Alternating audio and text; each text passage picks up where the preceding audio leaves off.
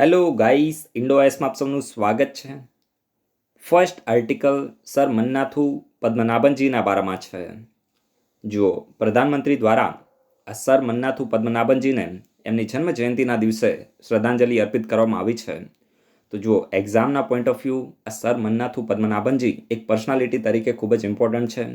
આમના વિશે તમને 2-3 સ્ટેટમેન્ટ આપી દેવામાં આવે અને બોલે કે આમાંથી તમારે કરેક્ટ આઈડેન્ટિફાય કરવાનું છે, તો એની માટે આપણે પહેલાં સ્ટડી કરવી પડે ને. તો ચલો અત્યારે થોડી આપણે ઇન્ફોર્મેશન લઈએ. તો આ સર મન્નાથુ પદ્મનાભન છે તો એ ઇન્ડિયાના એક સોશિયલ રિફોર્મર હતા, સાથે સાથે એક ફ્રીડમ ફાઇટર પણ હતા. કયા સ્ટેટથી બિલોંગ કરતા હતા? કેરલાથી. જીવનકાળ કેટલો રહ્યો છે? 1878થી લઈને 1970 સુધી. તારીખ આપણે યાદ રાખવાની જરૂર નથી, જસ્ટ એટલું યાદ રાખજો. 1878થી લઈને 1970 સુધીનો આમનો જીવનકાળ રહ્યો છે. And he took a part in anti untouchability agitation and advocated opening temples for all the people. એટલે કહેવા શું માંગે છે કે ભાઈ આમને ભારત દેશની અંદર અનટચેબિલિટીનું જે દૂષણ જોવા મળતું હતું તો એને ખતમ કરવા માટે જે પણ એજિટેશન થતા હતા, પ્રદર્શનો થતા હતા, વિરોધ પ્રદર્શનો, તો એની અંદર આમને ભાગ લીધો હતો. સાથે સાથે જે ટેમ્પલ છે, મંદિરો, તમને ખબર હશે કે ભારત દેશની અંદર પહેલાના જમાનાની અંદર જે ટેમ્પલ હોય તો એ લોઅર કાસ્ટના લોકો માટે ઓપન પણ નહોતા કે ભગવાન આનાથી અભડાઈ જશે. એની સિવાય સાથે સાથે જે ટેમ્પલ છે તો એની નજીકથી રસ્તા જે પસાર થતા હોય તો એ રસ્તા ઉપરથી પણ લોઅર કાસ્ટના હિન્દુ લોકોને પસાર થવા દેવામાં આવતા ન હતા. આ પ્રકારની વિકૃતિ એ લોકોની માનસિકતા જે છે તો આ પ્રકારની જોવા મળતી હતી અને એને જ ખતમ કરવા માટે આ પ્રકારના જે મહાન લોકો છે, સોશિયલ રિફોર્મર છે, તો એને કાર્ય કર્યું હતું અને આની માટે એક વૈખમ સત્યાગ્રહ પણ થયો હતો. હિસ્ટ્રીમાં તમે આના વિશે સ્ટડી કરી હશે. અને વૈખમ સત્યાગ્રહ છે તો એની અંદર પણ આ મન્નાથુ પદ્મનાભનજી છે તો એમના દ્વારા ભાગ લેવામાં આવ્યો હતો. તો ઇમ્પોર્ટન્ટ છે, યાદ રાખજો. He is also known for his founding of the Nair service society. Important છે, યાદ રાખજો. જે નાયર સર્વિસ સોસાયટી છે તો એને કોના દ્વારા ફાઉન્ડ કરવામાં આવી હતી? તો એ આ મન્નાથુ પદ્મનાભનજી છે તો એમના દ્વારા ફાઉન્ડ કરવામાં આવી હતી. And he became a member of the Indian National Congress in 1946 and took part in agitation against the sir C P. Ramaswami Iyer's administration in Travancore. એટલે કહેવા શું માંગે છે કે ભાઈ 1946માં સર મન્નાથુ પદ્મનાભનજી છે તો ઇન્ડિયન નેશનલ કોંગ્રેસના મેમ્બર બન્યા. એના પછી જે ટ્રાવણકોરની અંદર સર સી.પી. રામાસ્વામીનું એડમિનિસ્ટ્રેશન હતું તો એની અગેન્સ્ટમાં જે પ્રદર્શનો થતા હતા તો એમાં પણ અમને ભાગ લીધો હતો. And as the first president of the Travancore Devaswom board he revitalised many temple which had almost cease to function. એટલે કહેવા શું માંગે છે કે આમને ટ્રાવણકોર જે દેવાસ્વામ બોર્ડ છે, હવે આમાં કંઈ સમજવાનું ના હોય, આ ફેક્ટ છે, તમારે યાદ રાખવાનું છે કે જે ટ્રાવણકોર દેવાસ્વામ બોર્ડ છે તો એના પહેલા પ્રેસિડેન્ટ કોણ હતા? તો સર જે મન્નાથુ પદ્મનાભ સ્વામીજી હતા. તો આમને શું કર્યું હતું? આમને જ્યારે એક પ્રેસિડેન્ટ હતા તો ત્યારે એમને ઘણા બધા જે ટ્રાવણકોરની અંદર ટેમ્પલ હતા, મંદિરો હતા, જે ફંક્શન કરતા ન હતા એને રીવાઇટલાઇઝ કર્યા હતા, એટલે કે પુનર્જીવિત કર્યા હતા. તો આ પણ તમે યાદ રાખજો, ઇમ્પોર્ટન્ટ છે. And he fought for the social equality, the first phase being Vaikom Satyagraha. એટલે કે આમને જે સોશિયલ ઇક્વાલિટી માટે આમને શું કર્યું હતું? લડત કરી હતી. અને એનો પહેલો ફેઝ આપણે જોઈએ તો વૈખમ સત્યાગ્રહ હતો, right. And the first phase being the Vaikom Satyagraha demanding the public roads near the temple at Vaikom be open to the lower caste Hindu. એટલે કહેવા શું માંગે છે કે જે વૈખમ સત્યાગ્રહ હતો તો એ શાની માટે હતો? તો જે ટ્રાવણકોરની અંદર ટેમ્પલ જોવા મળતા હતા તો એની ટેમ્પલની નજીકના જે રસ્તાઓ હોય ને તો એને લોઅર કાસ્ટના હિન્દુ માટે ઓપન રાખવામાં આવ્યા ન હતા કે ભાઈ અહીંથી જે લોઅર કાસ્ટના હિન્દુ છે તો એ અહીંથી પસાર નહીં થઈ શકે. આ પ્રકારની રિસ્ટ્રિક્શન છે તો ઇમ્પોઝ કરવામાં આવી હતી. ઇનહ્યુમન જે નેચર છે તો જોવા મળતું હતું અને એને ખતમ કરવા માટે આ વૈખમ સત્યાગ્રહ છે તો એ થયો હતો અને એની અંદર મેઇનલી આમને ભાગ લીધો હતો. તે તમે યાદ રાખજો, ઇમ્પોર્ટન્ટ છે. હી ટુક પાર્ટ ઇન વૈખમ એન્ડ ગુરુવયુર. આ બંને છે ને, વૈખમ અને ગુરુવયુર, આ બંને શું છે? ટેમ્પલ એન્ટ્રી મુવમેન્ટ છે. ઇમ્પોર્ટન્ટ છે. હિસ્ટ્રી માટે હું તમને ફેક્ટ કહું છું, ડાયરેક્ટ આવા ક્વેશ્ચનો બને છે, રાઈટ. તો જો 1924માં વૈખમ સત્યાગ્રહ થયો હતો, પછી ગુરુવયુર છે તો 1931માં થયો હતો. આ ટેમ્પલ એન્ટ્રી સત્યાગ્રહ હતા. And the anti untouchability agitation આને આપણે કહી શકીએ, રાઈટ. તો યાદ રાખજો, he open his family temple for everyone irrespective of the caste distinction. એટલે કહેવા શું માંગે છે કે આમના દ્વારા ફેમિલી ટેમ્પલ છે તો બધા લોકો માટે ઓપન કરી દેવામાં આવે. ભાઈ આમાં અપર ક્લાસના લોકો, અપર કાસ્ટ છે તો એ પણ આવશે, જે પણ લોઅર કાસ્ટના લોકો છે તો એ પણ આની અંદર આવશે. બધા લોકો માટે ફેમિલી ટેમ્પલ છે તો એને આમના દ્વારા ઓપન કરવામાં આવ્યા હતા. And in 1964 he was instrumental in the formation of the Kerala Congress, the first regional party in India. બહુ જ ઇમ્પોર્ટન્ટ ફેક્ટ છે, યાદ રાખજો, બહુ જ ઇમ્પોર્ટન્ટ ફેક્ટ છે.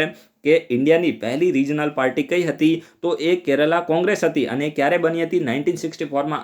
આ જે ફેક્ટ છે ને આના ઉપર ક્વેશ્ચન બનવો જોઈએ. આ મારું આવું માનવું છે, કારણ કે એકદમ વધારે પડતો ફેક્ટ નથી, પણ આ તો તમને ખબર હોવી જોઈએ. 1964માં he was instrumental in formation of the Kerala Congress. આ જે કેરલા કોંગ્રેસ છે તો આનું ફોર્મેશન કરવામાં આમનો ખૂબ જ મહત્વનો રોલ છે. અને જે કેરલા કોંગ્રેસ છે તો ભારતની પહેલી રિજનલ પાર્ટી બની છે, તો યાદ રાખજો. ચલો, આની સાથે આ જે સાઉથની પર્સનાલિટી ન્યૂઝમાં છે ને, તો હું તમને એક ક્વેશ્ચન પૂછું. પોટ્ટી શ્રીરામુલુ વિશે આપણે આર્ટિકલ ઇન્ડોએસમાં ડિસ્કસ કર્યો હતો, રાઈટ? તો આ વ્યક્તિ છે તો આનું કોન્ટ્રીબ્યુશન શું રહ્યું છે અને એમના વિશે જે પણ મહત્વના ફેક્ટ હોય મેં તમને એ દિવસે પણ કીધા હતા વિડીયોમાં, તો અત્યારે તમારે રિવિઝન કરવાનું છે. સમજી ગયા? તમારી એક ફરજમાં આવે છે, તો રિવિઝન કરો, વિડીયોના કમેન્ટ બોક્સમાં પાર્ટિસિપેટ કરો, અને વિડીયો ગમે તો લાઇક કરો, ના ગમે તો ડિસલાઇક કરો, પણ કંઈક કરો, રાઈટ? એના પછી જે નેક્સ્ટ આર્ટિકલ છે તો એ ઇન્ટરનેશનલ બેરોજગારોના બારામાં છે. આ વર્લ્ડ બેંક ને IMF ના બધા ઇન્ટરનેશનલ બેરોજગારો છે. આમનું કંઈ કામ નથી, એક કંઈ આમના પ્રિડિક્શન છે ને સાચા પડતા નથી, રાઈટ? તો જે વર્લ્ડ બેંક છે તો એના દ્વારા રિસન્ટલી આપણી માટે ઇમ્પોર્ટન્ટ શું છે? Global economic prospect report. આને ગ્લોબલ છે ને તો આને વર્લ્ડ ઇકોનોમિક પ્રોસ્પેક્ટ પણ કહેવામાં આવે છે. તો ગ્લોબલ અથવા તો વર્લ્ડ બંનેમાંથી એક શબ્દ આવે તો તમારે કન્ફ્યુઝ થવાનું નથી, રાઈટ? તો વર્લ્ડ ઇકોનોમિક પ્રોસ્પેક્ટ રિપોર્ટ છે તો કોણ રિલીઝ કરે છે? આટલું તમારે યાદ રાખવાનું છે, વર્લ્ડ બેંક. હવે પછી જે પણ વાતો કરવામાં આવી છે ને બધી ફાલતુ વાતો છે, પણ આ તો મારી ફરજમાં આવે છે એટલે મારે તમને કહેવું પડશે. અને જીપીએસસી શું કરે છે? જીપીએસસીમાં આવા ક્વેશ્ચનો પણ આવે છે કે રિસન્ટલી વર્લ્ડ બેંક દ્વારા જે global economic prospect report release કરવામાં આવ્યો તો એમાં ઇન્ડિયાની જીડીપી કેટલા ટકા ડાઉન થશે એવું અનુમાન લગાવવામાં આવ્યું છે. આવા ફાલતુ ક્વેશ્ચનો જીપીએસસીમાં પૂછવામાં આવે છે. તમે છે ને, મને કોઈ એવી એક્ઝામ મને યાદ છે એમાં મેં જોયું હતું, તો એમાં પૂછ્યું હતું કે રિસન્ટલી જે IMF દ્વારા જે ડેટા રિલીઝ કરવામાં આવ્યો તો એમાં ઇન્ડિયાના ગ્રોથનું મતલબ જીડીપીનો કેટલો ગ્રોથ થશે એવું અનુમાન કરવામાં આવ્યું છે. આવો એક ક્વેશ્ચન હતો, એટલે મને એટલો ગુસ્સો આવી ગયો હતો ને ત્યારે. તો આ પ્રકારનું તમે જુઓ કે જે ગ્લોબલ ઇકોનોમિક પ્રોસ્પેક્ટ રિપોર્ટ છે, યુપીએસસી તમને આટલું જ પૂછે, અને તમે પ્રીવિયસ યરના પેપર જોઈ લેજો, તમને આટલું જોવા મળશે કે ગ્લોબલ ઇકોનોમિક પ્રોસ્પેક્ટ રિપોર્ટ કોના દ્વારા રિલીઝ કરવામાં આવે છે. પછી તમને IMF આપશે, વર્લ્ડ બેંક આપશે, વર્લ્ડ ઇકોનોમિક ફોરમ આપશે, જે આપવું એ આપશે, તો ત્યારે તમારે ડાયરેક્ટ વર્લ્ડ બેંકને ટિક કરી દેવાનું, રાઈટ? પરંતુ અહીંયા તમને આપી દે કે વર્લ્ડ ઇકોનોમિક આઉટલુક આવી જાય ને, આઉટલુક, તો ત્યારે તમારે IMF ને યાદ રાખવાનું છે. વર્લ્ડ ઇકોનોમિક આઉટલુક હોય તો IMF દ્વારા રિલીઝ કરવામાં આવે છે, પરંતુ ગ્લોબલ ઇકોનોમિક પ્રોસ્પેક્ટ અથવા તો વર્લ્ડ ઇકોનોમિક પ્રોસ્પેક્ટ હોય, અહીંયા P આવી જાય તો ત્યારે વર્લ્ડ બેંક આવે છે. તો અહીંયા તમારે કન્ફ્યુઝ થવાનું નથી, બંને ઇમ્પોર્ટન્ટ છે, રાઈટ? અને હવે આપણે થોડી વધારે ફાલતુ ઇન્ફોર્મેશન લઈએ. According to the report, the Indian economy is contract by 9.6% in 2020-21. સમજી ગયા? એટલે કે 2020-21માં જે ઇન્ડિયન ઇકોનોમી છે તો 9.6% કોન્ટ્રેક્ટ થઈ છે. And the Indian economy is to recover 5.4% in 2021-22. એટલે કે 2021-22માં જે ઇન્ડિયાની ઇકોનોમી છે તો 5.4% સુધી રિકવર કરશે. યુપીએસસીની જે તૈયારી કરતા હોય ને આ બધું ના લખે, આ સાવ કચરો છે યુપીએસસી માટે, right? And the contraction in Indian economy will be mainly due to sharp decline in the household spending and private investment. આ તો મીન્સમાં તમારે લખવું હોય તો તમે લખી શકો કે ભાઈ ઇન્ડિયન ઇકોનોમીમાં કોન્ટ્રેક્શન થયું છે, એટલે કે જે આપણી ઇકોનોમીની જે જીડીપી છે તો એનો ગ્રોથ રેટ ઓછો થયો છે, ડાઉન થયો છે. એનું મેઇન કારણ શું છે કે ભાઈ લોકોનું હાઉસ હોલ્ડ કન્ઝપ્શન છે. કારણ કે યાર કન્ઝપ્શન જ ના હોય તો તમે જુઓ કે ડાયરેક્ટ એની ઇમ્પેક્ટ થાય છે ઇકોનોમી ઉપર. સમજી ગયા? તો હાઉસ હોલ્ડ સ્પેન્ડિંગ છે તો ઓછું થઈ ગયું છે, લોકો ખર્ચા ઓછા કરે છે. પછી એના સિવાય જે પ્રાઇવેટ ઇન્વેસ્ટમેન્ટ છે તો એવું ઓછું થઈ ગયું છે. And informal sector that accounts for 5th of the employment in the country has been badly affected. એટલે કહેવા શું માંગે છે કે ભાઈ ભારત દેશની અંદર જે ઇન્ફોર્મલ સેક્ટર છે તો એ 80% લોકોને શું આપે છે? રોજગારી આપે છે. પરંતુ આ COVID-19 પેન્ડેમિકના હિસાબથી, વુહાન વાયરસના હિસાબથી, આ વુહાન વાયરસ જ શબ્દ યુઝ કરવો જોઈએ, વુહાન વાયરસના હિસાબથી આપણી જે ઇન્ફોર્મલ સેક્ટરની જે પણ ઇન્ડસ્ટ્રી છે તો એમાં લગભગ જે 4/5 એટલે કે લગભગ 80% લોકોને રોજગારી આપે છે તો એ પણ ખૂબ જ બેડલી અફેક્ટેડ થઈ છે. અને એ આના મેઇન આપણી જે ઇકોનોમી ડાઉન થઈ તેનું રીઝન માનવામાં આવે છે. On the other hand, the world economy is expand by 4%. તમે વિચાર કરો, વર્લ્ડ ઇકોનોમી છે તો 4% એક્સપાન્ડ કરવાની છે 2021માં. And the service and manufacturing sector are gaining momentum. એટલે કે જે સર્વિસ અને મેન્યુફેક્ચરિંગ સેક્ટર છે તો મોમેન્ટમ એટલે કે ધીરે ધીરે પીક ઉપર વધી રહ્યું છે. અને according to the world bank, India is facing the first technical recession phase. આ યુપીએસસી માટે ઇમ્પોર્ટન્ટ છે. આમ તો મેં આને એક્સપ્લેન કરેલું છે એટલે આમાં કંઈ વધારે પડવાની જરૂર નથી. તો જે વર્લ્ડ બેંક છે તો એના હિસાબથી જે ઇન્ડિયન ઇકોનોમી છે તો ટેકનિકલી રિસેશનરી ફેઝમાં આવી છે. તો તમને એમ થાય કે ભાઈ આ ટેકનિકલી રિસેશનરી ફેઝ એટલે શું થાય? તો રિસેશનરી એટલે તમે સમજો ને મતલબ મંદીનો માહોલ આપણી જે ઇકોનોમી છે તો એની અંદર સર્જાઈ ગયો છે એવું આપણે કહી શકીએ. તો આનો મતલબ શું થાય? જો એકદમ સાદી ભાષામાં કહું ને તો જ્યારે જે જીડીપી છે તો એનો ગ્રોથ તો થતો હોય પરંતુ ગ્રોથ રેટ છે તો એ નેગેટિવ થતો હોય. એવું નહીં કે જીડીપી નેગેટિવમાં જતી રહે. આમાં તમારે કન્ફ્યુઝ નથી થવાનું કે ગ્રોથ તો જીડીપીમાં થતો હોય, અત્યારે આપણી ઇકોનોમી બરાબર જ ચાલે છે, પણ જે પહેલા ગ્રોથ થતો હતો ને એટલો ગ્રોથ થતો નથી. તમને ખબર હોય તો લગભગ 6 થી લઈને 7% સુધી આપણી જીડીપી ગ્રોથ કરી હતી, અને હવે શું થઈ ગયું છે, આપણી જીડીપી ગ્રોથ તો કરી રહી છે પણ એનો ગ્રોથ રેટ છે તો ડાઉન થઈ ગયો છે, રાઈટ. અને તમે જુઓ કે કન્ટિન્યુઅસલી 2 ક્વાર્ટરથી જુઓ એક જીડીપી જે છે તો એ રિસેશનરી ફેઝમાં ક્યારે આવે એની માટે ટેકનિકલ ડેફિનેશન છે. જ્યારે જીડીપીનો ગ્રોથ રેટ છે તો કન્ટિન્યુઅસલી 2 ક્વાર્ટર સુધી, જો અહીંયા છે ને ઇંગ્લિશમાં લખ્યું છે એટલે તમને લોકોને વધારે આઈડિયા આવશે, when the GDP growth is negative for 2 consecutive quarter or more than a period it is called the technically recessionary phase. સમજ્યા ને? એટલે કે કન્ટિન્યુઅસલી 2 ક્વાર્ટર સુધી, એક ક્વાર્ટરમાં કેટલા મહિના આવે? 3 મહિના આવે, સમજી ગયા? તો કન્ટિન્યુઅસલી 2 ક્વાર્ટર સુધી એટલે કે 6 મહિના સુધી તમે જુઓ તો જીડીપીનો જ્યારે ગ્રોથ રેટ ડાઉન થાય તો ત્યારે એને શું કહેવામાં છે? ટેકનિકલી રિસેશનરી ફેઝ કહેવામાં આવે છે. In India the gross domestic product decline by 23.9% between April and June. હવે આ તો યાર લોકડાઉનનો સમય હતો તો ઓબ્વિયસલી જે વિશ્વ આખું બંધ પડ્યું હતું તો ઇન્ડિયામાં નવાઈ નથી, રાઈટ. તો 23.9% છે તો ઇન્ડિયાની જીડીપી ડાઉન થઈ છે. અને સાથે સાથે તમે જુઓ તો એના પછી જુલાઈથી સપ્ટેમ્બરમાં જ્યારે ત્યારે લોકડાઉન છે તો એમાં થોડી ઈઝ આપવામાં આવી, તો 7.5% જેટલી જે જીડીપી છે તો એ આપણી ડાઉન થઈ છે. તો તમે જોઈ શકો છો કે કન્ટિન્યુઅસલી 2 ક્વાર્ટર સુધી આપણી જે જીડીપી છે તો એ ડાઉન થઈ છે. And this clearly shows that the GDP growth in India has been negative for the 2 consecutive quarter and thus the India is in technically recessionary phase. એટલે કે આ ઉપર આપણે જોઈ શકીએ છીએ કે ભાઈ 2 ક્વાર્ટરથી આપણી જીડીપી છે તો કન્ટિન્યુઅસલી ડાઉન થઈ રહી છે અને આપણે હવે ટેકનિકલી રિસેશનરી ફેઝમાં આવી ગયા છે. એના પછી જે નેક્સ્ટ આર્ટિકલ છે તો એ ટોયકાથોન 2021ના બારામાં છે. આ બહુ ઇમ્પોર્ટન્ટ છે. ટોયકાથોન છે ને ઇમ્પોર્ટન્ટ છે. હવે આ ટોયકાથોન જે ખાસ કરીને એક હેકાથોન જેવું છે, એની સાથે સાથે એક ટોયકાથોન પોર્ટલ, આ બંનેને કોના દ્વારા લોન્ચ કરવામાં આવ્યું છે ને, તો એટલું જ તમારે યાદ રાખવાનું છે કે કોઈ એક મિનિસ્ટ્રી આનું લોન્ચ કર્યું નથી. તમે પ્રેક્ટિકલી જો તૈયારી કરતા હોય તો તમારે એટલું જ યાદ રાખવાનું કે કોઈ એક મિનિસ્ટ્રી આને લોન્ચ કર્યું નથી. આટલું તમને ખબર હશે તો ક્વેશ્ચન બની જશે. જો આ જે ટોયકાથોન 2021 છે ને તો એને ministry of education, ministry of woman and child development, ministry of textile, ministry of commerce, ministry of MSME, ministry of IB, એના સિવાય all India council of technical education, આ બધા દ્વારા સાથે મળીને ટોયકાથોન 2021ને આ એક હેકાથોન જેવું છે. અને સાથે સાથે જે ટોયકાથોન પોર્ટલ છે તો એને લોન્ચ કરવામાં આવ્યું છે. હવે જો આપણા પ્રધાનમંત્રી છે ને એનું એક વિઝન છે. વિઝન શું છે કે ભાઈ આપણા દેશની અંદર છે ને રમકડાની જે માર્કેટ છે, ટોય જેને આપણે ઇંગ્લિશમાં કહીએ, અંગ્રેજો છે ને ટોય જેને આપણે કહીએ, તો આ રમકડાની માર્કેટ ઉપર સૌથી વધારે કોનું ડોમિનન્સ છે? તો સૌથી વધારે પકડ છે ચાંગ ચિંગચુંગ ચાઇના. સમજી ગયા? ચાઇના છે. તમે જુઓ કે નાનામાં નાની જે રમકડાની આઇટમ હશે તો એની અંદર એ ચાઇનાનું ડોમિનન્સ છે તો એ જોવા મળે છે, અને એને આપણે હવે ખતમ કરવું છે, રાઈટ. અને એટલા માટે પ્રધાનમંત્રીનું વિઝન છે કે ભાઈ આપણે જે ટોયની ઇન્ડસ્ટ્રી છે તો એમાં ભારત પાસે પોટેન્શિયલ છે. સમજી ગયા? આપણા એવા ટ્રેડિશનલ તમે જુઓ કે ઘણા બધા એવા જે ટોય છે તો એને જીઆઈ ટેગ પણ મળેલો છે, રાઈટ. અને એની માટે આપણે આર્ટિકલ પણ ડિસ્કસ કરેલા છે. તો બધા આ જે ટોય છે તો એને પ્રમોટ કરવાનું પ્રધાનમંત્રીનું વિઝન છે, અને એટલા માટે હવે શું કર્યું છે, આ એક પ્રકારની સ્પેશિયલ કાઇન્ડ ઓફ હેકાથોન છે તો વેરિયસ મિનિસ્ટ્રી દ્વારા સાથે મળીને ઓર્ગેનાઇઝ કરવામાં આવી છે. અને આ હેકાથોનની અંદર શું કરવામાં આવશે કે શાળા અને કોલેજના જે વિદ્યાર્થીઓ હશે, ટીચર હશે, સાથે સાથે જે પણ સ્ટાર્ટઅપ હશે, રમકડાના એક્સપર્ટ હશે, ડિઝાઇન એક્સપર્ટ હશે, તો બધાને એક સાથે બોલાવવામાં આવશે અને એમને કહેવામાં આવશે કે ભાઈ તમે ભારત દેશનું જે ઇન્ડિયન કલ્ચર અને ઇથોસ એટલે તમે સમજો ને, જે પણ રૂલ હોય, નીતિ હોય, તો એની સાથે સાથે આપણું જે લોકલ કલ્ચર છે, ફોક છે અને લોકલ હીરો છે તો એની ઉપર આપણે કઈ રીતે જે ટોય છે તો એને ડેવલપ કરી શકીએ એની માટે તમે આઈડિયા આપો. સમજી ગયા?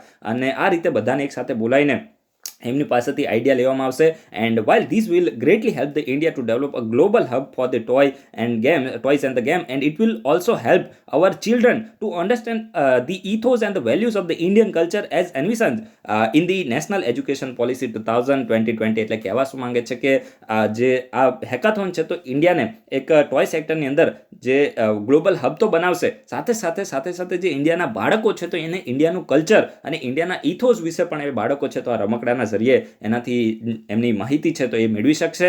અને આ જ આપણી જે નેશનલ એજ્યુકેશન પોલિસી છે તો એનું એક લક્ષ્યમાંથી પણ એક આને માનવામાં આવે છે. તો બસ આટલું તમે યાદ રાખજો, એક્ઝામનો પોઈન્ટ ઓફ વ્યૂ રેલેવન્ટ હતું, રાઈટ. એના પછી જે નેક્સ્ટ આર્ટિકલ છે તો એ IIM સંબલપુરના બારામાં છે. IIM સંબલપુર છે તો એનું જે પરમનન્ટ કેમ્પસ છે તો એનું ફાઉન્ડેશન છે તો પ્રધાનમંત્રી દ્વારા એનું ફાઉન્ડેશન સ્ટોનને લેટ ડાઉન કરવામાં આવ્યું છે. તો આપણી માટે આ જે સંબલપુર સિટી છે ને ખૂબ જ ઇમ્પોર્ટન્ટ છે. હિસ્ટ્રીમાં પણ ખૂબ જ આનું સારું એવું યોગદાન છે.